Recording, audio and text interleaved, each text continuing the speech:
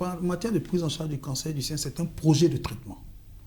C'est beaucoup de méthodes de traitement, beaucoup de méthodes thérapeutiques qui s'intriquent pour potentialiser, qui sont synergiques en vue de potentialiser leur action. Donc, il y a la chirurgie qui demeure une méthode de référence, mais la chirurgie s'intègre dans d'autres méthodes telles que la chimiothérapie. On a des médicaments de chimiothérapie ici en Côte d'Ivoire, mais difficilement accessibles, il faut le reconnaître. Il y a la radiothérapie, qui sont des rayons qu'on amène après avoir opéré le malade.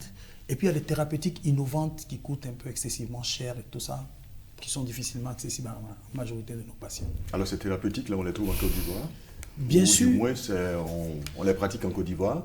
Toutes les thérapeutiques existent, mais les thérapeutiques innovantes qui sortent sont difficilement accessibles, coûtent relativement cher. Bon, il y a des partenariats publics-privés qui font qu'à un moment donné, l'État appuie, l'État subventionne une partie, mais ça reste difficile parce qu'après on a des ruptures. Actuellement, on a des ruptures de médicaments par rapport aux thérapeutiques innovantes s'entend. Donc, il faut repenser un peu cette politique de subvention des médicaments innovants. Qu'à cela ne tienne, le traitement du cancer du sein peut être traité de façon simple. Dépister tôt, on guérit. Donc, dépister tôt, cancer localisé, chirurgie.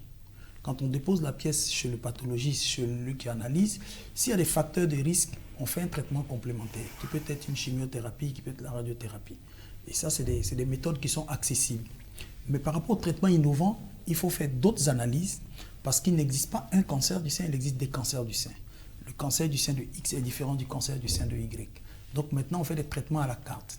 C'est des médicaments qui sont innovants, qui coûtent excessivement cher, mais je pense qu'en Afrique subsaharienne, il faut revenir à des fondamentaux simples.